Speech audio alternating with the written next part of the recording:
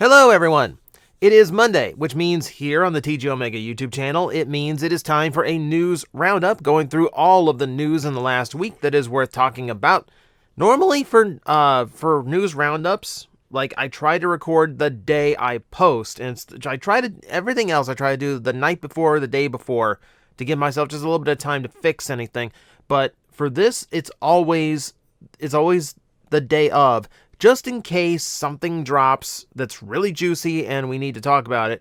And that's what happened this week. So we're going to get into that. But first, one last update on Deathsaurus, because the funding ends today. This is the final day to get in on the HasLab Deathsaurus.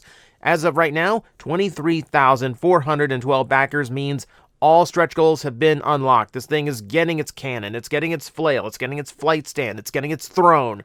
This is going to be a super loaded package when we finally get a hold of this a year from now. But the point is, it'll be worth the wait. If Star Saber showed me anything, it's going to be worth the wait. However, remember, this is the final warning. This is not your standard crowdfunding. If the funding succeeds, it doesn't mean it's going to be mass produced. You get in on it now, or you never get it from any official way, from any real retailer ever again. Everything after this is going to be aftermarket, and you don't want to deal with the aftermarket demand on these things, trust me. But yeah, for those like me who already backed Deathsaurus, get ready, because tonight your wallet's going to get a big old punch in the gut. Brace yourselves. So, congratulations. We're getting yet another major character from Transformers Victory, and then we have to wait to see what the next HasLab is going to be. Alright. We have a ton of toy reveals to talk about this week, and it starts with probably the biggest one. Literally, it's a leader class, Skyquake. This was, when we saw the listing leaks for this one, it was with a little bit of trepidation and concern, because it was going to be a Prime figure in Legacy, and we saw with Bulkhead and RC, that didn't go over so well. It wasn't handled all that great. This one seems to have a little bit more attention to it, and the balance seems a little bit more on the nose. So first off, there is a gallery here to show off how big he is. He's not nearly as big as Studio Series Grimlock, which is kind of disappointing, but then again, those are made to be big, beefy boys with far less complicated engineering than what probably goes on with Skyquake, so maybe there's a balance there. It's certainly a lot bigger than a Voyager, so we'll take that. It's just weird how we're still kind of playing with the size scales here, and sometimes it doesn't feel like you're getting as much as you should for your money. But regardless of that, that is up to you to decide whether this is worth your money, and we're going to take a look, and it hits some interesting tones. So this is definitely not the vehicle mode we got to see in Transformers Prime. There is a lot of G1 Skyquake here. The intakes on the top, the massive engines on the sides. It is very much the G1 Skyquake mold in the vehicle mode, and those elements do carry over to the robot mode, especially with that chest design. But there is still plenty of Transformers Prime going on here. I mean, look at the head. So they actually, like, there's still a nose there, like a normal figure, but it's not nearly as noticeable. So they've reduced that. And yeah, like, it hits the right notes. It's not quite Prime, but it hits the right notes to imitate the character. Yeah, so it's still, if you're a Prime fan, it's still not perfect, but I do think it's closer than they came with their previous attempts with RC and Bulkhead. Case in point. But let's see, someone took better shots of this guy where he has the shoulders down, so it looks a little bit more like Skyquake in the robot mode. And then they figured out something really interesting. It turns out there's two tabs on the top of Skyquake that peg into the bottom of Needlenose, and they connect exactly like they were as if they were intended to, which leads everyone to believe that this Prime Skyquake is eventually going to be redone into G1 Skyquake, garish Euro G1 colors and all, and Needlenose is going to be retooled into one of the Predators as a partner figure, which would be fantastic. And man, this mold in general has so much repaint potential here. You're talking about not only like obviously Dreadwing, but you're also talking about Machine Wars Starscream. You're talking about King Atlas.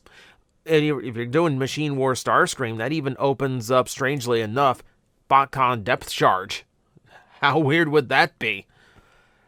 So yeah, there is a ton of potential to this mold. There's a ton of ways we could get redecos and reuses out of it. I'm super excited to figure out what all that's going to be. So yeah, he looks really good. He looks really good. I'm excited for the figure. Moving on. This is why I like waiting until the next day. So, Nightbird and Wheeljack have been leaked. And these are deluxes. These are not from Studio Series. This is from the new transformation listings that we saw listings for previously. Nightbird does have some semblance of her G1 head. She does look very ninja. They put the black and the purple and the silver on her, the yellow eyes. All that's kind of close. Everything else is definitely her own thing. I do like the black and gold, the hit of purple. I mean, it's a very nice color scheme. The robot mode, definitely not G1 Nightbird, but then again, she's not supposed to be a robot ninja. Or maybe she is. Maybe she is. But no, I like the look of her. It's a much more typical, like, standard style Transformer with the hood becoming the front end of the car becoming the chest. But I kind of like that a female Transformer gets to do that, because it's actually kind of rare when they do. Beyond that, she is kind of like a lot of movie figures. She's okay. She cleans up and carries her kibble well enough. I suspect a Studio Series might go for higher accuracy and have a lot more kibble going on as a result. So, I don't know. I think I'm going to be a bigger fan of these new Transformation Deluxes rather than the Studio Series takes. Yeah, she looks good. She looks good. I like her. I do think her parts might expose a little bit too much. You can see where, like, she's got plastic creeping up into her windshield and on the rear. That really should be painted. It really should be painted to hide that up, and it's probably not going to be. But no, I don't mind it. I don't mind it. So let's move on to the one that everyone is getting really, like, way too fired up over. So Wheeljack here doing it's close to a Volkswagen van, but it looks like they're trying to be a little bit more generic, trying not to hit. In the movie, it's a Volkswagen. It's a Volkswagen van. Here, more generic. I don't see a Volkswagen emblem on it anywhere. It's the head design that threw everybody off. Remember, this is following the Bumblebee movie where Wheeljack had a very G1 head. And now he has this with the large lips and the Elton John glasses. People are getting so fired up over this. There's someone on Twitter was trying to do a whole campaign, like, get him to change the head. Get him to change the head like they did Ugly Sonic. Make him look more like the G1 head.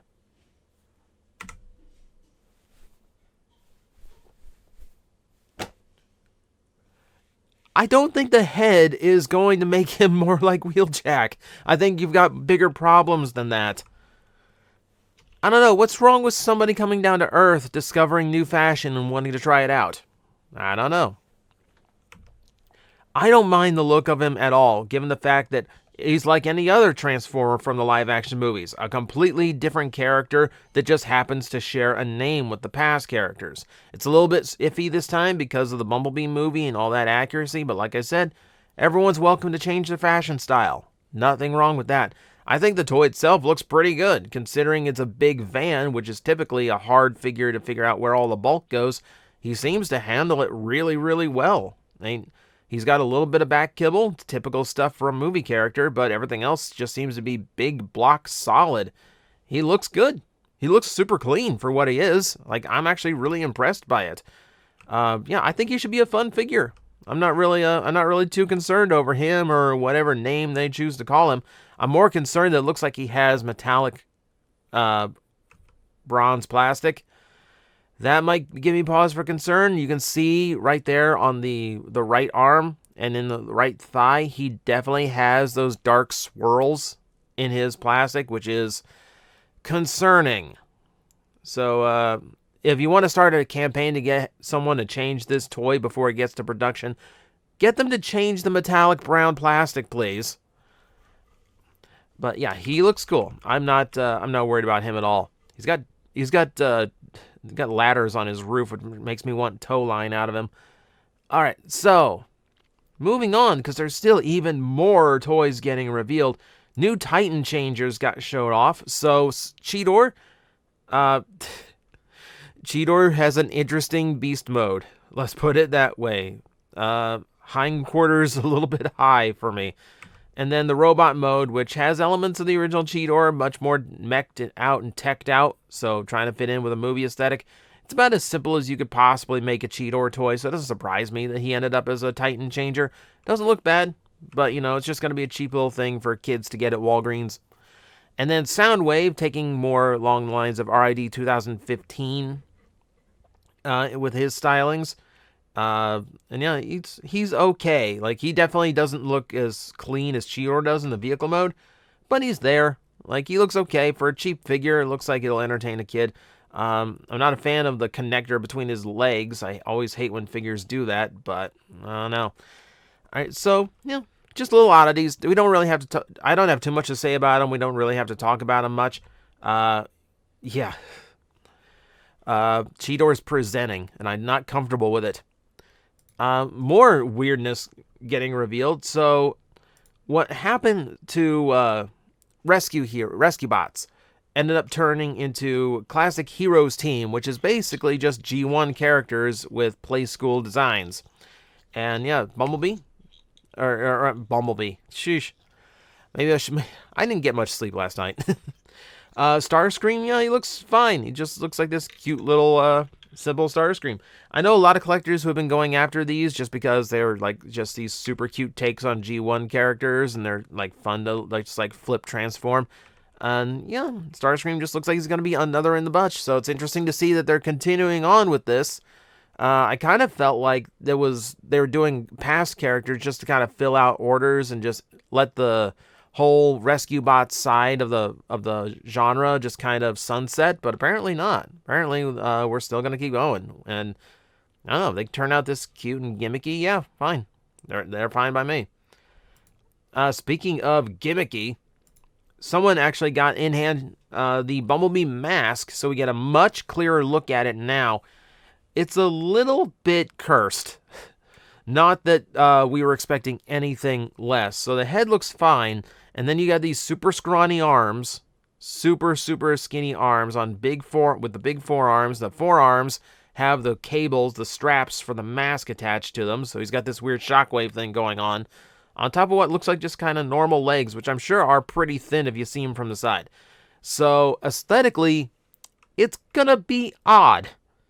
It's going to be a super weird thing aesthetically. I think Primal came out way better than Bumblebee did. It's an interesting experiment to make the mask toys a lot more interesting because, you know, I think one of those things that I see every time a live action movie comes out and just never goes anywhere ever is those masks that are always sitting on a peg and just kind of waiting for someone to take them, and no one ever does. So this is a nice little twist. Also, Primal gets his swords, so better shot at Primal too. So yeah, it's gonna be a weird one. It's gonna be one for the oddity collectors, certainly, because I don't think they're ever gonna get away with something like this again, unless the beasts just become a common thing. Then who knows? All right. In the least exciting news of the week, we have a new Buzzworthy Bumblebee release. And that being the exact same release they already did. So they repacked Bumblebee and Swoop from the combining gimmick they did for Cyberverse. They're the exact same figures, exact same paint jobs. They didn't do a single thing to change these up, which is super annoying. I got some of these for like $7 each. I got them super cheap. So that's disappointing. Never unpacked them. Like, it's a fun little gimmick, but I never really felt the need to go, oh, well, I want to try this out today. It's just a thing. It's unfortunate. I wish they every time they do this, it just puzzles me. Why didn't you take the opportunity to try something different with the deco at least? And the answer is because they're trying to be as cheap as possible with some of these releases. And why do it in the first place? I don't know. It didn't sell well the first time. I don't expect it to sell better now that it's a Target exclusive. But, you know, it's another thing to chase. And we're still going. Still more toys to release. So we already talked about these because these did leak. Now we have official pictures for Battletrap and Bumblebee. And they do look good. They do look really good. Someone, please, whoever stock photography guy at Hasbro, stop it with these kneeling poses. They don't look cool. They do not look cool. They do not sell anyone on the figure.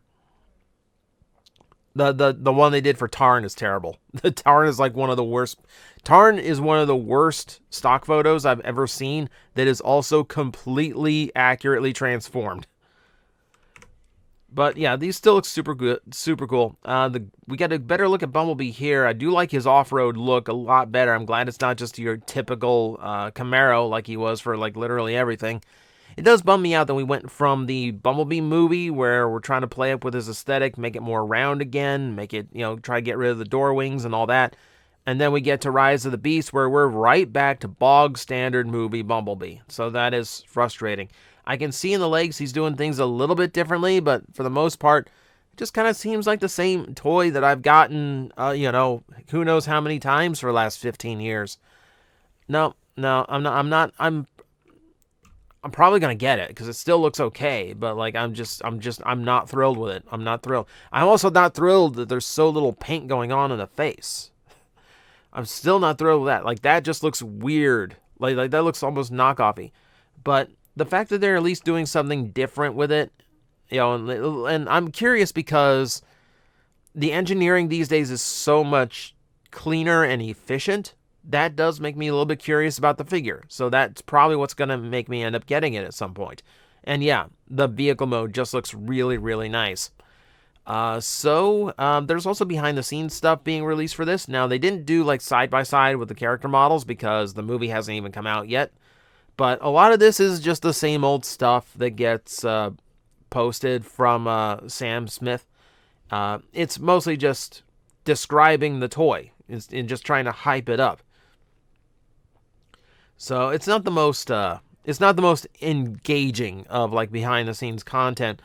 What is interesting, you know, the only thing to really point out about any of this is the fact that this off-road Bumblebee guy is Studio Series release number 100. That's excluding the fact that 86 has like 24 releases across it with more to come. So we'll ignore that. We'll ignore that the 100th figure has long since come out. But this is the one that is numbered 100, and of course it's got to be a Bumblebee if you're going to do that. So yeah, if you want a little bit of behind the scenes hype material for it and figure out who, and it'll tell you like who designed it and everything, yeah, by all means, go check out the Instagram posts. There's decent little information there. And if you are looking forward to these toys, I will tell you they are up for pre-order right now at Entertainment Earth, where you can use my code to get 10% off the in-stock orders. It stacks with free shipping as well, which is always cool for you guys. So there's a lot of deals to be had. They're doing a Green Day sale right now, which has nothing to do with the band, but there is a lot of stuff for sale right now. There's Ghostbusters in there, a lot of G.I. Joe. For your G.I. Joe collectors, there's a lot of those on sale. So anything on sale stacks with my 10% off code when you use my link that's in the description. Please feel free to go shop. Helps out the channel, gets you stuff for a really good discount. I think everybody wins. Did I say it stacks with the free shipping? It stacks with the free shipping too. So that's 3 deals in one you're getting. So that's my shilling for the day. Let's move on to something that's going to be far more expensive than the deals you can get over at Entertainment Earth with my coupon code.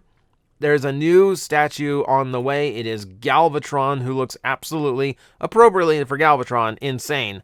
Lots of G1 in there, but they have gone very ham with the designs and detail, looking extremely interesting, super mech'd out, almost like a Prime Galvatron, or like almost like it's actually like what I would call it is like Cybertron scene Bumblebee movie Galvatron.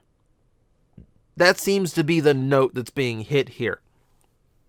The base itself does have a lot of Unicron elements to it, poking through this crust that he's sitting on. Comes with a little version of his cannon mode, which I think is kind of a cute addition.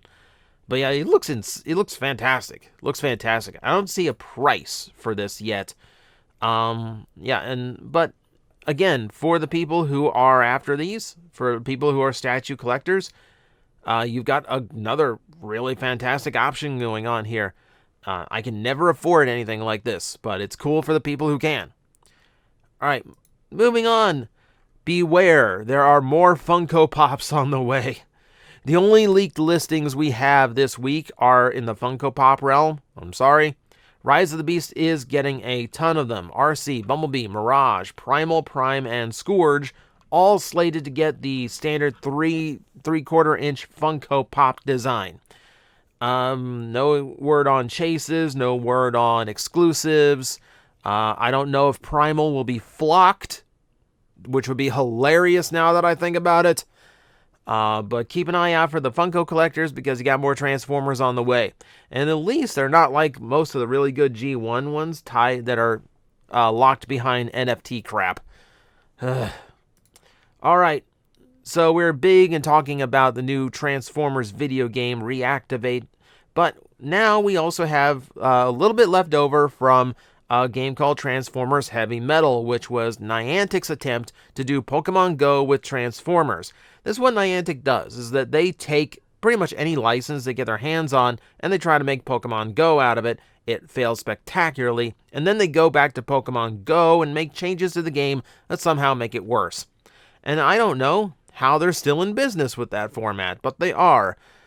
But we do have a lot of designs that got out based on Transformers Heavy Metal that we never really got to see. Chromia is in the motorcycle stage of her existence, but looking much more bulked out and heavy in the vehicle in the robot mode. Really do like it.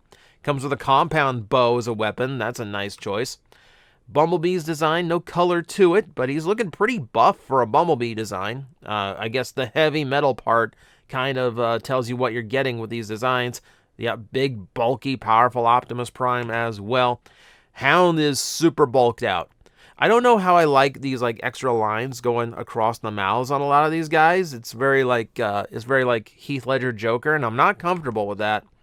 Windblade, who's been missing from media for a while now. Windblade was slated for the games. Hot Rod. Looking good, a little bit blockier than we're used to seeing him, but does not look bad. It's already got his visor from the movie now and everything. RC also was going to go back to being a motorcycle. I guess that's just easier for the female characters. Definitely looks a little bit different than Chromia, though, so it doesn't look like they're just recasting her. And you can see from one of the alternate head designs, they were actually leaning more toward Prime RC than G1, which is an interesting take. There's Wheeljack, and he's got a normal head, so calm down. Yeah, again, just looking like a bulked out version of him. Blur is interesting because he's actually using the Thrilling 30 design. Was it Thrilling 30? Man, it's so hard for me to keep all that generation stuff together. It's the retool of Drift. They went with that design, which is a really weird blurred design to go with. But if I'm thinking about it, it's the only G1 style blur that actually has an Earth-based vehicle mode. So I guess if you're doing this with all Earth vehicles, you'd kind of have to use it.